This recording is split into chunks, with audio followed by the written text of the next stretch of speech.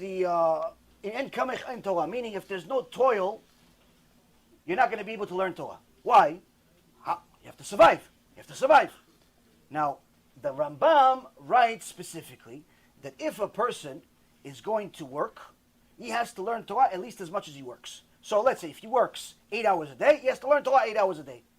If he works 2 hours a day, he has to learn Torah at least 2 hours a day. Obviously, he should learn much more and not waste his time. But the point is, the Rambam says you have to work. But if you have the emunah of Shevet HaLevi, if you have the emunah of the people that literally believe that HaKadosh Baruch Hu is going to provide everything, you don't need to work, you only need to study. But you cannot be one of these people that studies all day, but then stops studying to go knock on doors. Can I have $5? Can I have $10? Can I have 25 cents? You cannot do that. That's Chilul Hashem, the Rambam says. If you're going to study all day and you have emunah that the parnasah is going to arrive all the way to your house, Chazaku Baruch, perfect. But if you're going to study until you run out of money, and then you're going to go become the burden of the public, that you're not allowed to do, the Rambam says. That's Chilul Hashem. Because that doesn't mean you don't have emunah. You just don't want to work. So, what does it mean, tachlis, bottom line? You have to work and you have to toil based on how much emunah you have, how much bitachon you have that HaKadosh Baruch Hu will provide for you. If you believe 100% that Hashem will provide for you, you can study all day, all night. Like Rav Elyashiv, Rav Ovadia, Rav Kanievsky, all of the Gedolei Hador. You study all day, all night, the parnasah and even wealth will arrive at your door. Arrive at your door without you going to work for UPS or some company. But if you don't have that emunah, can you guys move the bottles and let them sit in the front so they don't have to jump over? Just move that. Put that between your legs, please. So free up those 2 seats, please. Hey, right here. If you have the emunah in HaKadosh Baruch Hu 100%, then you don't work.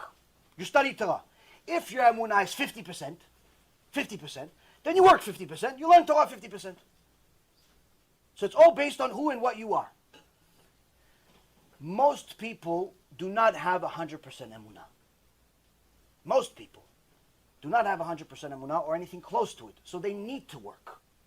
And HaKadosh Baruch Hu likes the fact that they're working. Why? Because if you don't work, then what are you going to do? You're just going to sit there and just, look, count the flies around you? What are you going to do all day?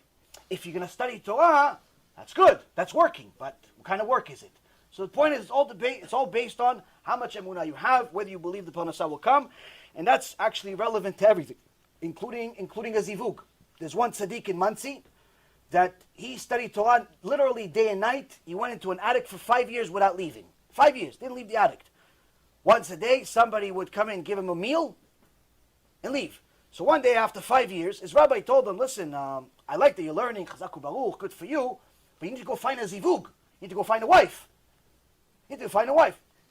This tzaddik said, Rabbi, I can't leave the books. I love the books. If Hashem wants me to get married, He's going to send my zivug to the house, to the attic. He's going to send it. The rabbi says, if you believe it, it's going to happen. If you believe it, it's going to happen. But you believe it. You're not just saying it there because you want to put in a shiur. You believe it. It's going to happen. So he continued studying day and night, day and night, day and night, day and night. One day, somebody knocks on the door. Hello? Hello? He opens the attic. He's used to one knock a day for the meal. But this is the second knock for this. It's already a big surprise. He never has visitors. Yes, he sees a nice young lady. He says, yes. He goes, are you Rabbi so-and-so? No, I'm sorry. I'm not. Oh, okay, I'm sorry. Do you know where he lives? Yeah, he lives down the street. Oh, okay, thank you. And she starts walking away. Goes, wait, hold on a second. Before you leave, can I talk to you for a second? This little tzadikah, she's not used to talking to strange men. She's, yes. Like, she's walking away. She's scared a little bit. Who's this guy? I went to the wrong guy. What do you want to talk to me about? It's not a secular world when we're going to go off a bar. What are we going to do? He says, listen, I've been here in this attic, learning Torah non-stop for 6 years. You're the first woman I've seen in 6 years. And I just want to ask, maybe a Kadosh Baruch Hu sent you to me. Is there any chance that you're looking for a husband? And she says, Ishtabach Shemo. That's what I was going to see the rabbi for, to hopefully find me a zivug. To find me a zivug, to find me a husband. I need a husband, and I want a husband who learns Torah. They got married. They got married. Why? HaKadosh Baruch Hu will send it to your door, if you believe. If you're faker, faker.